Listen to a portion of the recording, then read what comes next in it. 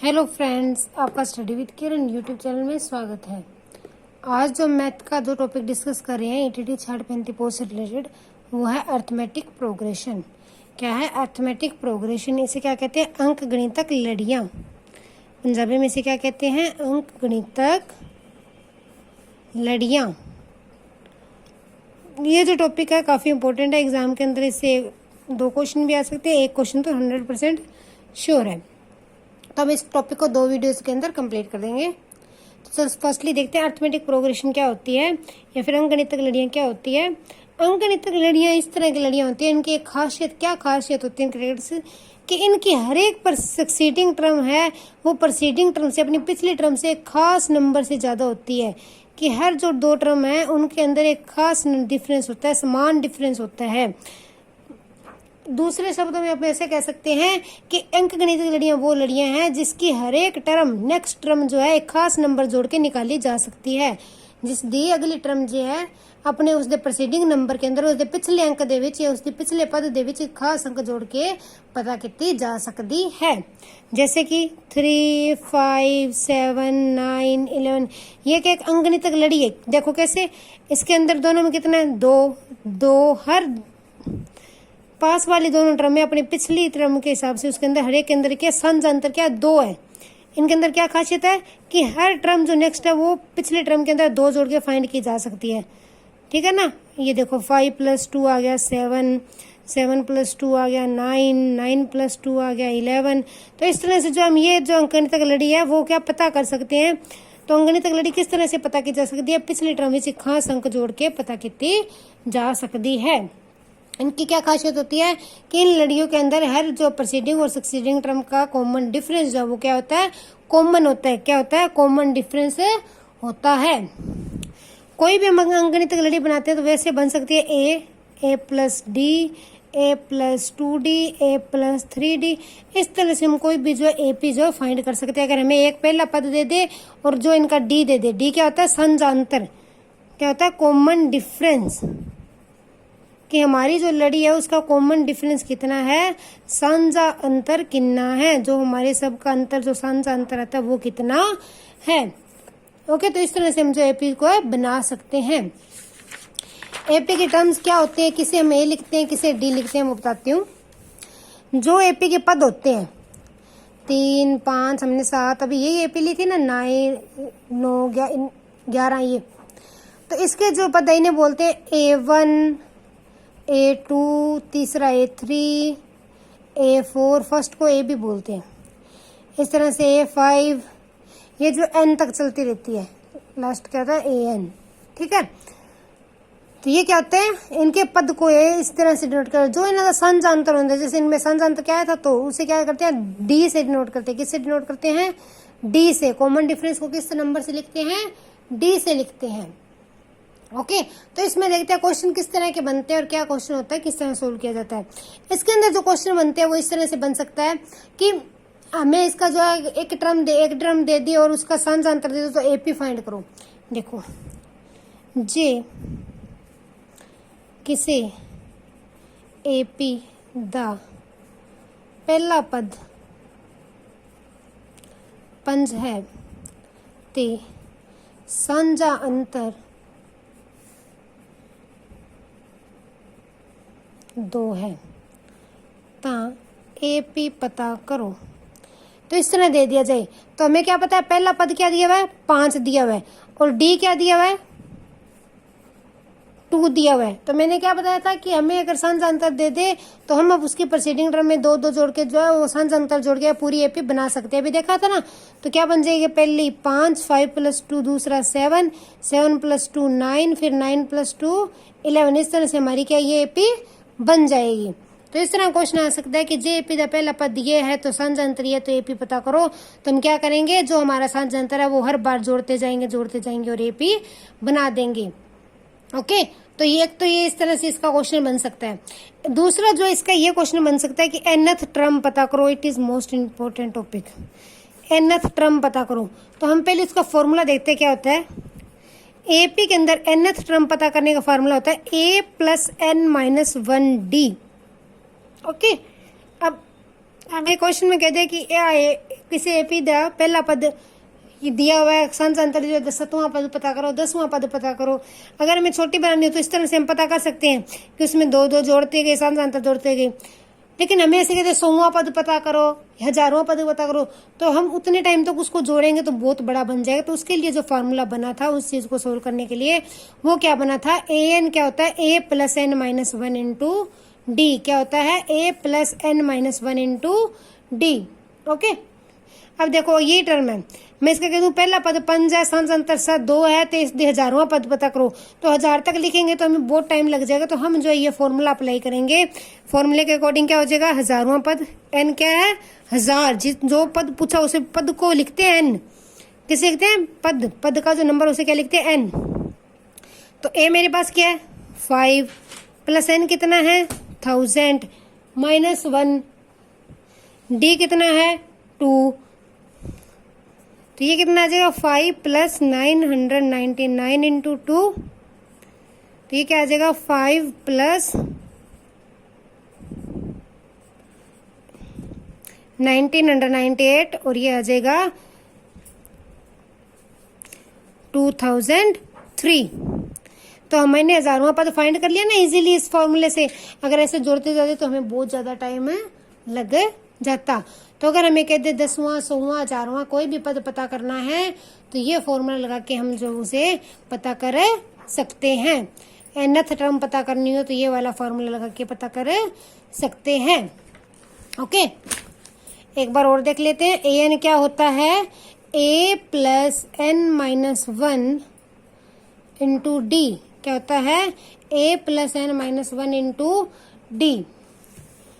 Okay, तो एक question तो इसके अंदर इस तरह से बन सकता है। एक आधा क्वेश्चन और शुरू करके देखते हैं हम। If first term of A P is 11 and common difference is -7, find 51th term. अब ये कह दे कि जे किसी एपी दा अंकगणितक लड़ी दा पहला पद 11 है अते सांझा अंतर -7 अते 51वां पद पता करो। तो हम क्या करेंगे, अपना फॉर्मूला लिखेंगे। क्या पहले देखा मैंने, ए क्या है 11, डी क्या है -7। फॉर्मूला क्या होता है, ए एन क्या होता है, A plus N minus 1 into D. N कितना है 51, ए कितना है 11, एन कितना है 51, डी कितना है -7। तो ये क्या बनेगा 11 प्लस 50 इंटू -7, क्या बनेगा 11 माइनस 3 50। तो ये मेरे पास आ जाएगा -339। तो इसका 51th पद क्या आ गया -339। ओके, तो इस तरह से जो हमें ये क्वेश्चन है सोल्व कर सकते हैं। इसके अंदर सिंपल क्वेश्चन नहीं, देखो अगर आपको कोई AP they they, for example 13, 11, 9, 7, 5, कहते कि इसका सांझा अंतर पता करो। हमें कहते हैं डी पता करो। तो डी किस तरह से पता होता है, A N minus A N minus 1। तो इसमें डी क्या होगा 11 माइनस 13 कितना आ जाएगा -2। नेक्स्ट टर्म में से पहले माइनस करनी होती है, ये नहीं कि अगर ये बढ़िया तो इसमें से ये सब्ट्रैक्ट कर दें या फिर ये। तो डी हमारा नेगेटिव भी हो सकता है, कुछ भी हो सकता है, फ्रैक्शन में भी हो सकता है। तो किस तरह से फाइंड होता है, डी ए एन माइनस 1 कि अपनी नेक्स्ट टर्म से, मतलब कि A2 में से A1 घटाना है, अगर A3 में से घटा रहे तो A2 कराना है, इस तरह से। तो ये क्या होगा 7 माइनस 9, 5 माइनस 7, इस तरह से डी जो हमारा फाइंड होता है। ओके, और जो इसमें नेक्स्ट टाइप के क्वेश्चन बन सकते हैं वो क्या है, हमने भी देखा कि हमें एपी की फर्स्ट टर्म दी हो और कॉमन डिफरेंस दिया हो तो टर्म फाइंड करना। सेकंड हमें इस तरह से दे सकते हैं, किसे एपी दा 5वां पद, ऐसे देख सकते हैं कि हमारा 5th पद जो है किसी एपी का वो ये है और 10th ये है। तो आप जो इसका एपी फाइंड करो या पहला पद फाइंड करो, ऐसे भी क्वेश्चन आ सकता है। तो एपी दा कहते हैं कि 5वां पद 10 है ਅਤੇ 10ਵਾਂ ਪਦ ਵੀ ਹੈ ਤਾਂ ਪਹਿਲਾ ਪਦ ਪਤਾ ਕਰੋ।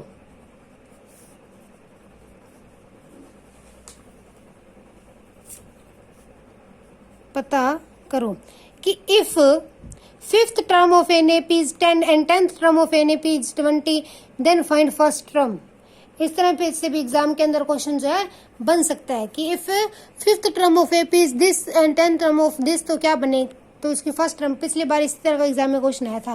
तो इस तरह के क्वेश्चन को किस तरह से सोल्व करते हैं, देखो फिफ्थ टर्म A5 किसके इक्वल होगा, A प्लस 5 माइनस 1D, तो किसके इक्वल होगा A प्लस 4D। ये याद रखना है, fifth term A plus 4D की इक्वल होगी। वो कितनी दी हुई है 10, और 10th टर्म कितनी होगी A प्लस 9D, वो कितनी दी हुई है 20। हम इन दोनों को सोल्व करेंगे। ओके, मैंने इनको सोल्व किया, इसके अंदर से फर्स्ट सब्ट्रैक्ट की A plus 9D is equal to 20, A plus 4D is equal to 10। इसको सब्ट्रैक्ट किया, ये आ गया मेरे पास 5D is equal to 10। D कितना आ गया 2, D की वैल्यू मेरे पास कितनी आ गई 2। अब मैं A की वैल्यू निकालूंगी यहाँ से, A plus 4 into 2 is equal to 10, A plus 8 is equal to 10, A is equal to क्या आ गया 2। ओके, तो इस तरह के एग्जाम में क्वेश्चन पूछ सकते हैं कि आपको फिफ्थ टर्म दी हुई हो और 10th टर्म दी हो, कोई भी दो टर्म हमें दे दी है और फिर हमें कह दे कि आप इसकी फर्स्ट टर्म फाइंड करो, सेकंड फाइंड करो, तो वो हम किस तरह से करते हैं। ओके, अगर इसमें कहते थे कि आप इसकी फिफ्थ टर्म फाइंड करो, तो हम क्या करते हैं, हमारे पास A आ गया, D आ गया, सॉरी फिफ्थ तो दी, हमें कह देते 8th टर्म फाइंड करो, तो A और D तो आ गया। अब हम अपना फार्मूला लगा देते वही, 8th टर्म क्या होगी A प्लस 7D, तो 2 प्लस 7 टाइम 2, तो ये क्या आ जाती 16, क्या आ जाती 16। तो इस तरह का क्वेश्चन जो एग्जाम में बनता होता है, पिछली बार भी इसी तरह का क्वेश्चन जो एग्जाम में बना था कि आपको दो टर्म दी हुई थी AP की, आपको तीसरी टर्म जो है फाइंड करने के लिए बोला गया था। ओके, इस तरह का क्वेश्चन आने के काफी चांस है। इसमें से नेक्स्ट टाइप है जो वो क्वेश्चन की, वो किस तरह से बन सकती है देखते हैं। इसी तरह का जो हमें दे दे कि JAP दा if 7th term of AP is 35 and 9th term of AP is 45, find 8th term। या फिर हमें कहते हैं फाइंड थर्ड टर्म, चलो हम लेके चलते हैं फाइंड थर्ड टर्म, कोई भी टर्म बोल दे चाहे। उसी तरह क्वेश्चन है, एक और ट्राई कर लेते हैं ताकि क्लियर हो जाए आपको।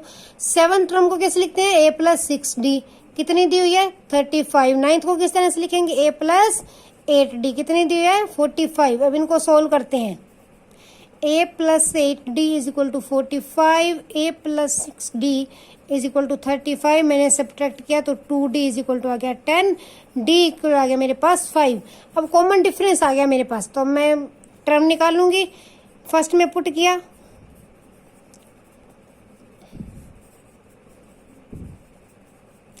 A कितना आ गया 5। अब मेरे पास A भी है D भी है, तो हम जो टर्म कोई भी हो वो फाइंड कर सकते हैं। तो थर्ड टर्म क्या होगी A plus 2D। Okay, A plus 2D होगी, तो A प्लस 2D मेरे पास क्या बनेगा 5 प्लस 2 इंटू 5 15। मेरे पास थर्ड टर्म क्या आ गई 15 आ गई। तो इस तरह का क्वेश्चन भी है इस टॉपिक से जो एग्जाम में बन सकता है। और किस तरह का क्वेश्चन बन सकता है इस टॉपिक से वो भी देखते हैं। नेक्स्ट क्वेश्चन टाइप की हमारे पास इस तरह से भी क्वेश्चन बन सकता है, हमें एक AP दे दे कि ये आपकी AP है, जैसे 21, 18, 15। ओके, ये आपकी AP है। -18 is which term of AP।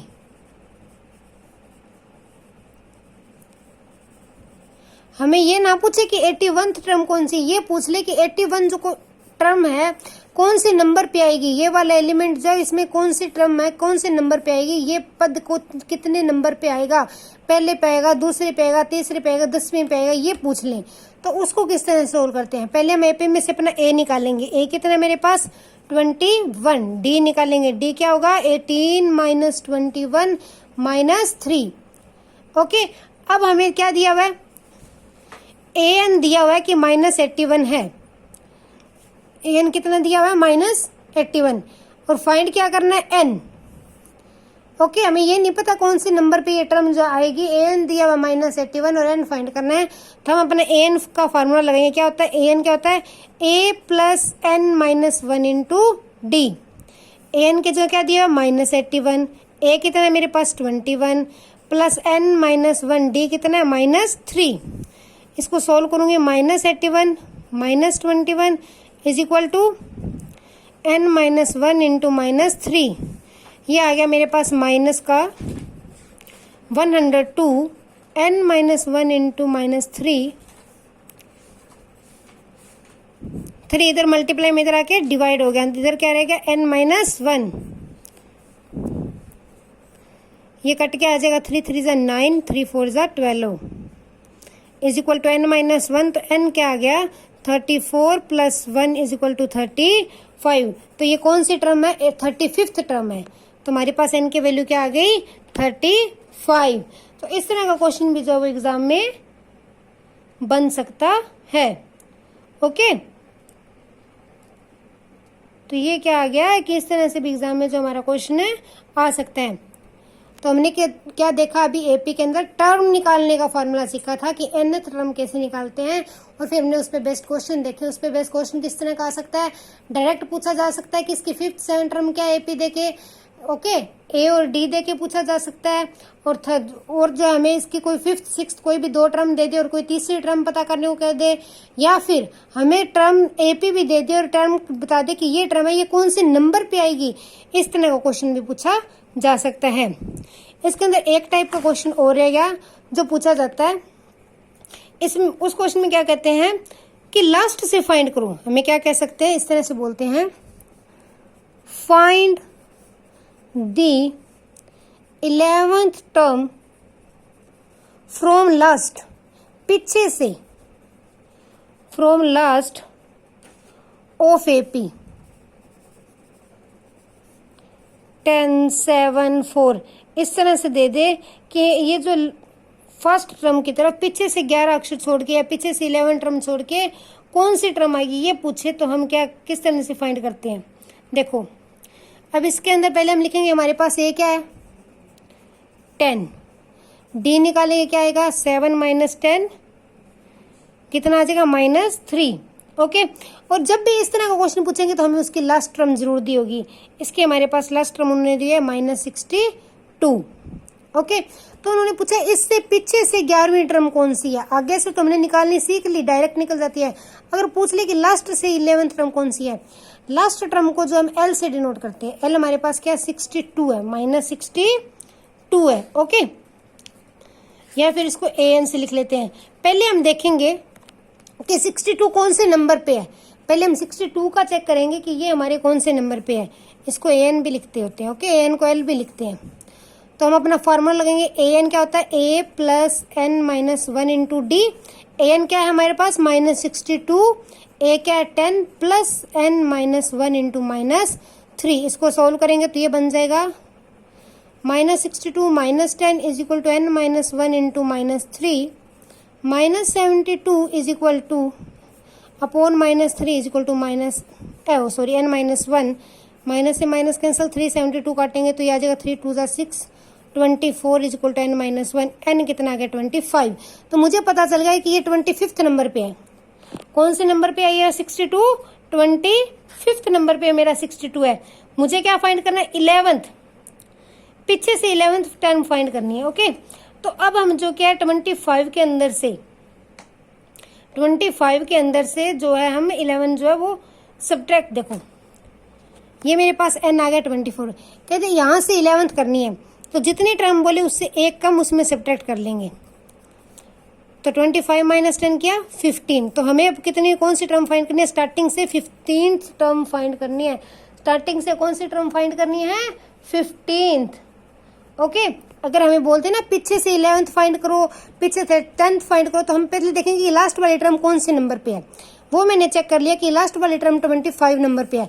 अब इससे 11 पीछे जाना, तो इसमें से हम 10 घटा लेंगे, एक कम माइनस करेंगे। अगर 12 कहते तो मैं 11 सब्ट्रैक्ट करती, 13 कहते तो 12 सब्ट्रैक्ट करती 25 में से, लास्ट टर्म में से। ओके, तो मुझे 11th बोला था तो मैं 10 सब्ट्रैक्ट करूंगी, तो मेरे पास क्या आया 15। तो अब मुझे 15th टर्म फाइंड करनी है स्टार्टिंग से। किधर से, स्टार्टिंग से 15th टर्म। स्टार्टिंग से 15th टर्म तो हम फाइंड कर ही लेंगे, अपना फार्मूला लगाएंगे a + 15 - 1d। a मेरे पास है 10 + 14 × -3, ये आ गया 10 - 52। तो ये क्या आ गया -42। तो मेरी जो पीछे से 11th टर्म है वो क्या आ गई -42। क्या आ गई मेरी पीछे से 11th टर्म सॉरी, यहाँ ना था, यहाँ पे 42, ये आगे मेरे पास -32। ओके, यहाँ पे 42 आना था, 14 3 जा। तो ये मेरे टर्म के आगे -32। तो इस तरह का क्वेश्चन ध्यान रखना एग्जाम में आ सकता है कि find the 11th term from the last. तो जब हमें लास्ट से कह देगा तो हमें लास्ट टर्म दी होगी। पहला स्टेप क्या होगा, हम देखेंगे लास्ट टर्म कितने कौन से नंबर पे है, 10th पे है, 11th पे है, 25th पे है, 6th पे, जैसे भी है, ठीक है। वो निकालने के बाद जो लास्ट से 11th पूछी है, 8th पूछी है, 7th पूछी है, उससे एक कम उसमें सब्ट्रैक्ट कर देंगे। 8th पूछते तो मैं 7 सब्ट्रैक्ट करती, 7th पूछते तो 6 सब्ट्रैक्ट करती। तो जो मेरा आंसर आएगा, जैसे 15 आ गया, तो स्टार्टिंग से वो टर्म मुझे फाइंड करनी है, फिर स्टार्टिंग से 15 टर्म फाइंड करनी है। तो ये एपी के जो है nth टर्म वाले से रिलेटेड क्वेश्चन थे। इसके अंदर से इतने क्वेश्चन बन सकते हैं। इसका सेकंड टॉपिक है वो सम से रिलेटेड है, वो हम जो नेक्स्ट वीडियो के अंदर डिस्कस करेंगे। आज के लिए इतना ही। Thanks and have a nice day.